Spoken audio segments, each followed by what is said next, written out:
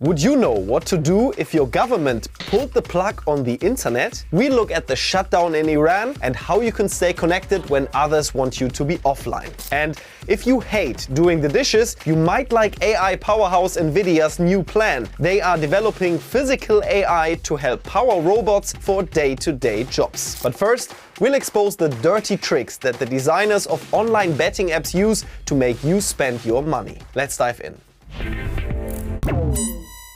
Online gambling is booming worldwide. Recent assessments estimate the global market to be in the $100 billion range. That's comparable to the GDP of countries like Costa Rica, Luxembourg, Tanzania, Serbia and Oman. It is a huge and growing market, and that's not necessarily good. Fast game cycles, nudges in the app and 24/7 access can push people to keep betting and lose more than they planned. In some cases, everything. Whether the gambling sites are legal or illegal, they're all based on the same mechanisms. So why is online gambling so addictive and so dangerous? And what can be done to rein in the problem? Let's start with one aspect of it: online sports betting. Betting a few bucks on your favorite team can seem harmless, but beware.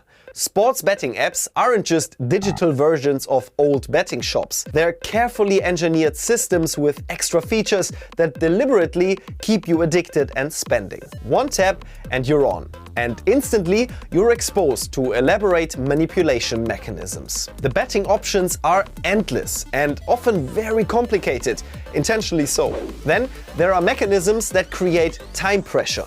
Live betting is possible up to very late in a game, and the developers use all the tricks in the book.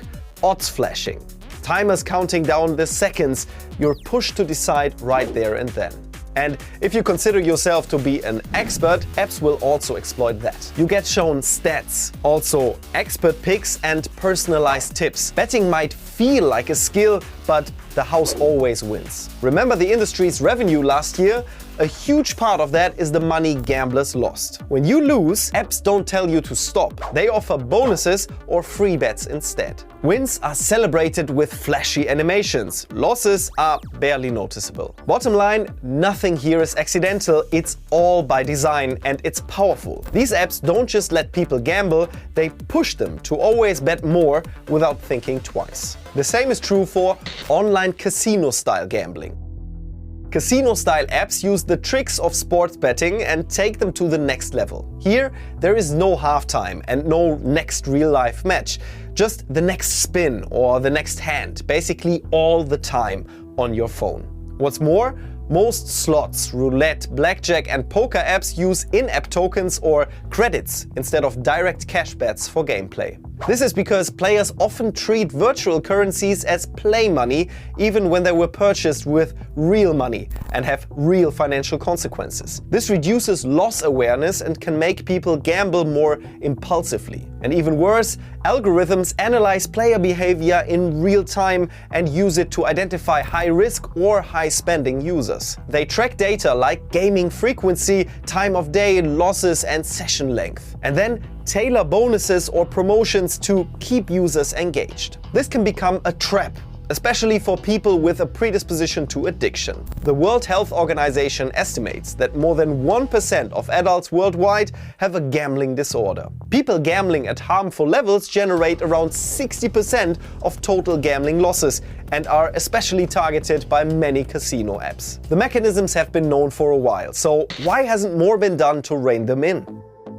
Well, online gambling and betting apps are very hard for governments to control. Many of them operate across borders, move money fast and hide behind complex tech. A lot of them use cryptocurrencies. They very often simply ignore local consumer protection laws. So why not ban them altogether? If they are known to be addictive and harmful by design? Well, many governments make a lot of money from legal gambling through taxes or licensing fees. So they are more inclined to allow these apps even though online gambling is widely regarded as a growing mental health issue.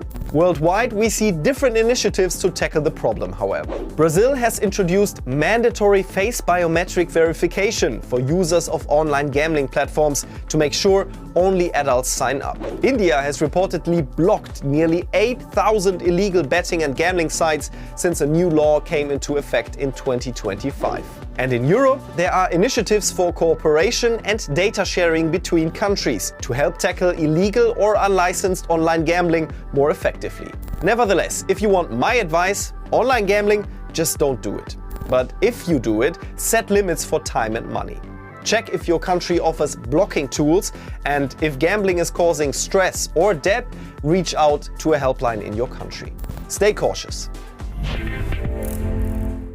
Could you live without the internet? In January 2026, authorities in Iran pulled the plug on the internet. Their goal? To hinder protests. They hoped that without messages and news there would be no coordination. To stay connected anyway, thousands of people turned to satellite internet for support, mainly Elon Musk's Starlink. But in Iran, it's illegal, pricey and under attack by government jammers. The question for all users is, who controls the internet, how can it be shut off, and how can you stay online when that happens? What are internet shutdowns? Authoritarian governments deliberately block or throttle online communication during unrest to stifle coordination and control narratives. In 2024 alone, there were 296 shutdowns across 54 countries, affecting nearly 800 million people. Myanmar topped the list with 85 shutdowns, followed by India, Pakistan and Russia. In authoritarian systems, shutdowns are relatively easy. Governments control telecom companies. They can interfere with fiber optic cables and cell towers or block specific websites. Another tactic: slow down the internet so it becomes useless. This is called throttling. It can make uploading videos or live streaming events, two things that are super important for modern protests, almost impossible. In Iran, many people turn to satellite internet during past blackouts. So is that the solution? Services like Elon Musk's Starlink bypass national telecom networks. They use dishes linked to satellites. Data moves between satellites using laser links. When it reaches a ground station, it's processed and then sent back to the user. Musk first positioned Starlink satellites over Iran during the 2022 protests. Putting satellites in place is the easy part. The real problem is the hardware on the ground. During the shutdown, Elon Musk offered free Starlink access. But to go online, people need a Starlink dish, also known as a terminal. Starlink is officially banned in Iran. Still, thousands of terminals have been smuggled in. They are very expensive though. A dish reportedly sells for $700 to $2,000 inside Iran. Often, entire neighborhoods share a single Starlink connection. In response, Iran has reportedly turned to military technology to disrupt satellite internet services. According to experts, specialized jammers have interfered with up to 80% of Starlink's traffic in the country. In January, Iranian authorities claimed that they disabled around 40,000 Starlink terminals throughout the country. So, how can people stay connected? Satellite internet like Starlink has supported protesters in Iran, Myanmar and Sudan during network blackouts. But satellite internet creates a new kind of dependence. Access to the internet now depends on one private company and ultimately on Elon Musk's decisions. Other players are slowly building their own satellite networks, but for now, Starlink dominates the market. So, what are the alternatives? VPNs can help when the internet is only partially restricted by masking traffic and bypassing blocks, but they fail during a full shutdown. Mesh networks, on the other hand, let phones connect directly to each other via Bluetooth. People can communicate locally even without the internet. But the networks need planning and apps installed beforehand. Internet shutdowns are no longer rare, and workarounds like satellites, VPNs or mesh networks each come with limits. The bigger question isn't just who controls access, but what happens when connectivity becomes a tool of power.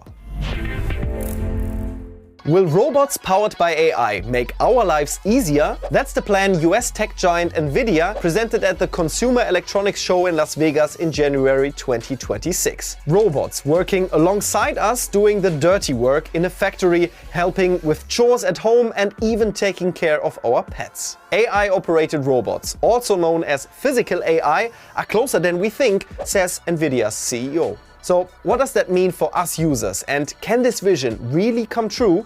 Let's see if Nvidia is ready to deliver. Graphics powerhouse goes AI.